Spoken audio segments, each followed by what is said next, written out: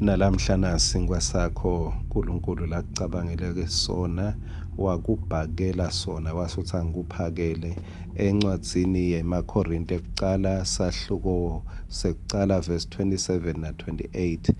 Kodwa uNkulunkulu wakhetha lokubulima emhlabeni kuze ajabhise labahlakaniphile, wakhetha lokubuthakathaka kuze ajabhise lokunemandla. uNkulunkulu wakhetha lokubukeleka phansi nalokwedzelelekile emhlabeni, wakhetha netinto letingekho khona ate ucitha letikhona. Ake sewuhambe nami sihambe naNkulunkulu siye esitolo sifuna kuyawukwakha kumbe sesekhaya emafastelo sifuna emaglasi. Masingena la sitolo nawe ufuna glass leliphilako nami ngifuna glass leliphilako. Kepha guess what? uNkulunkulu ngiyamcabanga athi aphe amaglass lephukile. uNkulunkulu uyakwati kuthatha iglass levadlakile lephukile ayawukwakha into lenhle, ngoba uNkulunkulu ngekwemumo wakhe akakwati kwenta lokubi, akakwati. uNkulunkulu uyakhona kuthatha umuntu lo broken longema pieces, umuntu lo watiko ukuthi mina sengalimala, mina sengahlephuka, mina angikhoni, mina ngibuthakathaka. uNkulunkulu ngazi ukuthi uspecializer kusebenta kahle ngebantfu labete iqualification, ngebantfu labete likhono. uNkulunkulu uhambe afuna kutsi ngubani lo telikhono, ngubani longakwati, athi angamthola athi wena ngitakusebentisa kahle. Kepha thine vele sifuna abantu labanemakhono labanetifiketi. uNkulunkulu uthi mine nginemandla ami, nginenhlakanipho yami, ngidawukhetha lo lengidawufaka lutho lwami khona.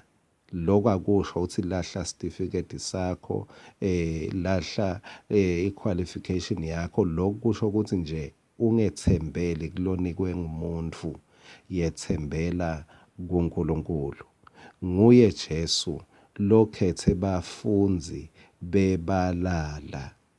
Wathi ayawuthandaza Jesu balala kepha wakhetha lokubuthakathaka kuhambisa tindzaba letimnanzi. Lamuhla sekunema-billions ebazalwane. Wakhetha uNkulunkulu kuthi livangeli tindzaba takhe letimnanzi aticalisa tilumeke kubantfu bebalala emthandazweni. uNkulunkulu lokhethe umprofeti bekacabanga ukuthi bulala Elijah, afuna kutibulala athi enough is enough, kulungile ngife mina. uNkulunkulu wayigucula lento, wafuna kuyawusebenta ngaye. Ngesikhathi uva strong, you don't qualify, awusiye losebendisekako embusweni wasezulwini.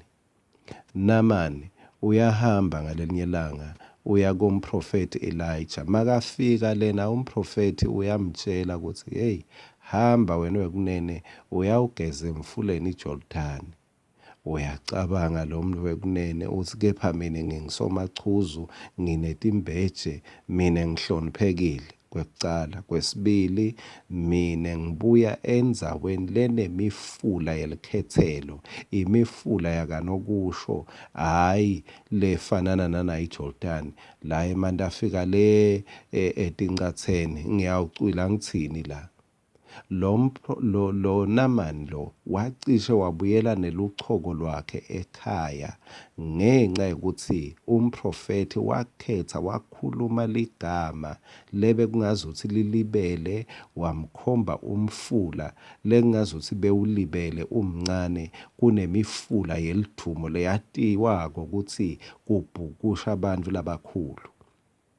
Kungendeki imzalwane ulahlekelwe livi laNkulunkulu lebe lisolo likhuluma nawe, lelikhulumile nawe, ngoba walahlekelwa livi lotawulenda lamuhla, walahlekelwa livi lotawulenda kusasa, walahlekelwa livi, waphila nje ngekuthi hayi limnanzi, la kulahlekela lo tawuliva utawumangala uyawuphila nelichoko lwakho mlibe cho, ngoba livi lelivela kuNkulunkulu, akusilo lelicondzene nekuthi ugidze uzube ukhale, kepha livi lelivela kuNkulunkulu licondzene nelichoko lwakho.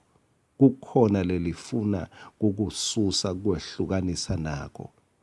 Libukeka libele phela livi laNkulunkulu lelithi phani utawuphiwa, ube ungakatshelwa nokuthi utawuphiwa ngibani.